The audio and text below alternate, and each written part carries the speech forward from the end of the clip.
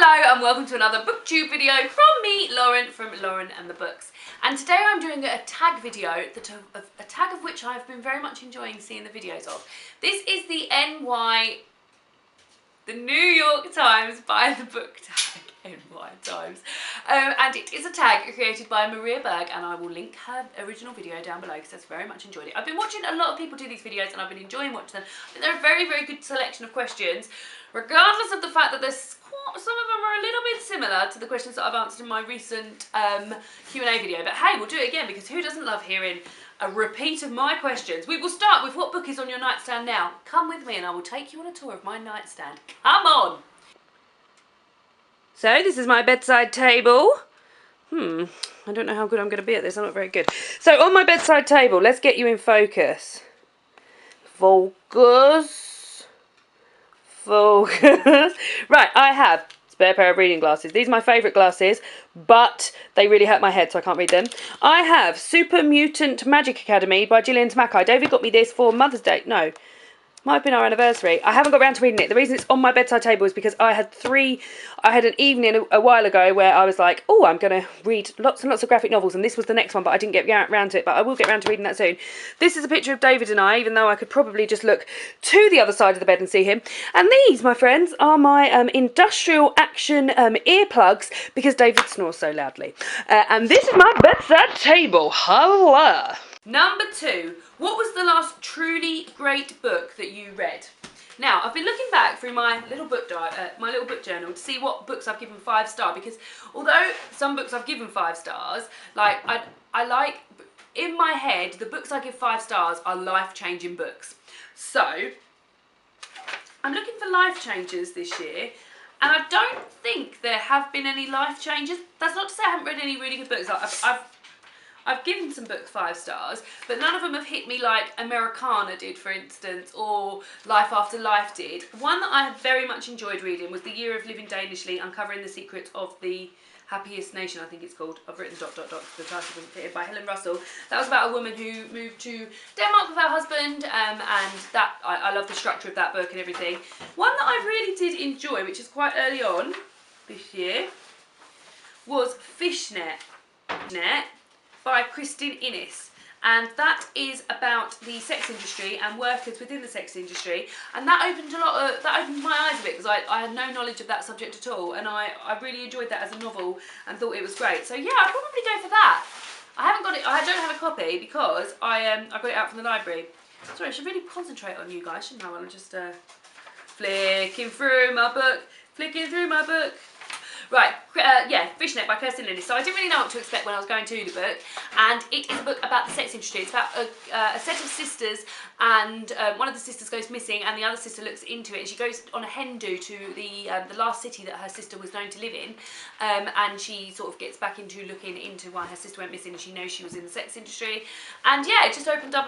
It was answered like, it was a really sensible look at it, and I think that's probably the last truly great book I read in terms of like making me think about things. I've read some really enjoyable books, but that one, although like I did still enjoy it, I found it like eye-opening really. So yeah, that would be my answer for that one. The next question is, I've got them all on my little phone here, is if you could meet any writer, dead or alive, who would it be and what would you want to know? Well, of course the answer to this is J.K. Rowling, and of course the answer is I just want to know everything about Harry Potter. I'd want to know what happened in between, like the years of like him leaving Hogwarts and marrying, like, and then how him and Ginny married, and what they do for jobs, and any more escapades there's been, and yeah, I just want to know everything about Harry Potter basically. That's most of my answers for like any sort of like, what would you do if you could meet an author? What would you do if you could meet a character? All of them are Harry Potter answers. Number 4 is, what might we be surprised to find on your shelves? Now, this isn't particularly something you might find, something you'd be surprised to find on my shelf. This is something that you'd be surprised not to find on my shelf, because David and I recently moved, hence the new change in background, and I put 4 boxes of books in storage, 4 massive boxes of books in storage, and gave away 2 massive boxes of books, took them into work and let my little work colleagues have a rummage through. So I've actually got quite a lack of books here at the moment, so I'm obviously getting back in there with the books. I'm buying more and things like that. But David and I bought 3 bookshelves, 1, 2, and there's one behind me, and then there's one here. And they're not sparse, but like before, I didn't have any room for anything like this. There were no books on any of the sides. They were all like So now look at that massive gap there. Look at that. That's where a book's missing though. Yeah, so you'll probably be surprised to find that there's not that many books on my shelf. That is my answer. And the next question links in quite well, and it says, how do you organise your personal library? So I have it in like sort of rainbow. So I've got my blue books here, my yellow books here, white books there, purple and grey down there, yellows and reds there, greens here. Behind me I have like boring colour spines like creams, blacks, etc. and ones that are in sets that don't match. So I've got a Jane Austen set which is all in a box but is cream and a bit boring. I've got my Roald Dahl set which is like lots of different multicolours, so I didn't want to split that up, so that's in there. I've also got some books that I've borrowed from people and books that I've got to return to people. They're hidden away behind here.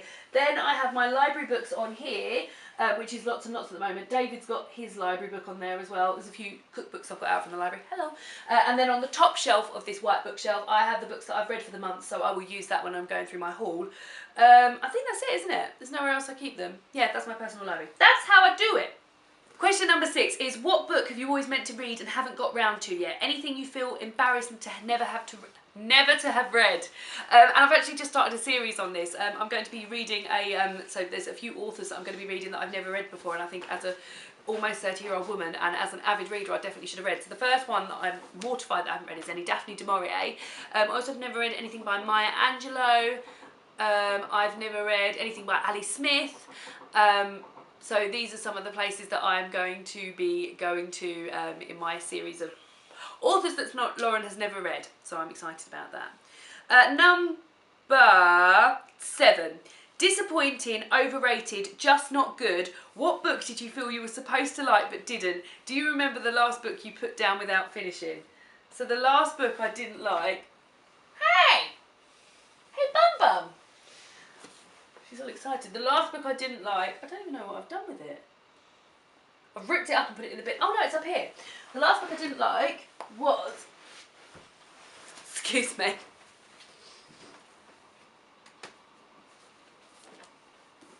and I thought was completely overrated, and I will link my review to it, was My Brilliant Friend by Eleanor Ferrante. Now, I was heartbroken about this. I wanted this to be amazing. I'd heard such amazing things. I was so pumped for it. I had 2 copies. I got one for the reviewer. David bought it for me because I've been going on about it so much, and it was so disappointing. It was absolutely snore fest for me. I was so bored. I didn't like any of the characters, which doesn't necessarily mean that it is a book that's going to be a book that I don't like, but it was just completely just dull. But I will link the link to my review down below so that we can have a proper chat about it. Hey, I'm really close. Put that back. Can you see Minnie on the camera? Okay. And the next question is. What stories... Oh, what was the last book I've put down without finishing? Do you know what? I rarely DNF books because I'm quite good at picking books that I like. So I know there's been a few I've DNF'd this year. Rising by Pierce Brown, which is the first in a trilogy of I think it's sort of like sci-fi books about about society being split up into different colours of people, like so you're called the golds or you're called the reds, or and different colours have different jobs, etc. And I thought I was going to absolutely love it. I was really looking forward to reading it, and we read it for book club, and I just couldn't get on with it. It was a massive book, and I just didn't find it exciting at all, and I gave up, which is very unlike me. Like, I don't normally give up books, and it was a book club book as well, but I just didn't get on with it at all, so I gave up on it. Sorry, Pierce Brown. And he's a bit good looking as well, Pierce Brown. 8. What kinds of stories are you drawn to? Any you steer clear of? So in terms of stories that I'm drawn to, like I was looking at my favourite books and stuff, nothing really rings true throughout those books. I like a female protagonist, but I don't like a ditzy female protagonist. Oh my god, I would run a mile if I have to read anything with like some sort of like stupid airhead who's like, oh, I've got 2 boys to pick from and I don't know which one to pick from. Oh, and one lives in New York City and the other lives in London, and one's blonde and a rock star and the other one's brown and a geek. Nothing. I'm not into anything like that. So no. So women's contemporary fiction, I just totally steer clear of. I do not enjoy chick lit at all. I don't like romance. I like it. So like, I I don't like obvious romance novels. So I don't mind a romance lie, like a romance thread in a book, but there's got to be more going on than that. So my favourite books are quite varied, so I don't know what it is I stick for. So I like a strong female character. I like something, like, it doesn't necessarily have to be like the biggest, like there don't have to be loads of plot going on. I just want a nicely developed characters. Minnie is running around, naughty bear.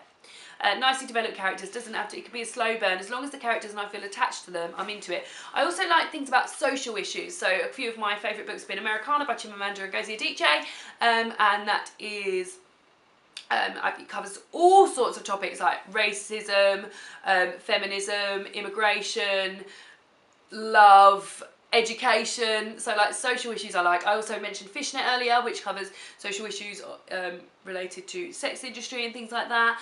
I like books about that have like feminist elements to it and things like that. That's the sort of gear I'm into. 9. If you could require the president to read one book, what would it be? So I'm going to count this as the Prime Minister, although David wants me to do the president because I think you're probably in love with Barack Obama, aren't you? Mm-hmm. The Prime Minister, David Cameron, he has got a lot of gear to be getting on with in this country. He's got a lot of shit to be getting done. So I'm going to give him a really thin book so we can just get on with some other stuff. What's a really thin book? A Roald Dahl book. A Roald Dahl book. That'll give him too much joy. You don't want to give him too much joy. I'll do like a Mr. Men. Like a graphic novel. What about Mr. Lazy? What about Mr. Tickle. Mr. Knobhead? Yeah, Mr. What about Mr. Knobhead? I'll give him a Mr. Men book, just so you can get it out of the way and just get on with some other stuff. And finally, what do I plan to read next? So next I'm going to be reading, I'm going to be joining in with Katie from Books and Things, Dickens along. We are all going to be reading over the next 18 months, Our Mutual Friend. And we are reading a little segment by bit. Look, I'm all ready to go. I'm going to start it. Me, you're being so naughty. So we've got to read, what is in my copy is 44 pages. I'm really pleased with this copy because a lot of the copies were very boring. Of Our Mutual Friends by Charles Dickens, and I'm going to be kicking off with that tomorrow. And I'm looking forward to it. I've got a few things in the post from the publishers today, which I don't mind showing you. The first one is one that I saw on Brittany from Under the Radar Books channel, and I've been excited about it. And this is amazing, lovely little mini hardback. Little Sister Death by William Gay. This is a horror read, and it's quite a thin. I didn't realise how beautiful it would be. It's like really old school cover, but I love it. I think it's a really great. The most terrifying novel you'll read this year. Looking forward to that. I also got sent 2 screenplays, which is very exciting. I got sent Wonder Dotland, a musical, book and lyrics by Moira Buffini. So Wonder Dotland is, I believe, a retelling of Alice in Wonderland. Somebody called Ali, I believe. So I'm excited to read that. A couple of my friends have been to see that, so it was brilliant. And I also requested Joy, which I thought was the novel, but it's actually the screenplay. But hey, I haven't read many screenplays, so really looking forward to read that. Saw this film earlier this year and really loved it. So that must be out soon. Do you know if it's out? David knows all about his films. Don't know. Cool. And yeah, so there's one of those 3 will probably be being read. And I've also got a few graphic novels. I've got Saga, episode 1, volume 1, which I'm probably the last person in the world to ever have read this, and Sex Criminals, volume 1. So I'll probably read one of those as well. So that was my New York by the book tag. I really enjoyed doing that. I think it's a really good selection of books, and it shows like quite a lot of what's going on in your reading life and your reading styles and things like that. I hope you all enjoyed watching it, and I will see you again soon for another BookTube video.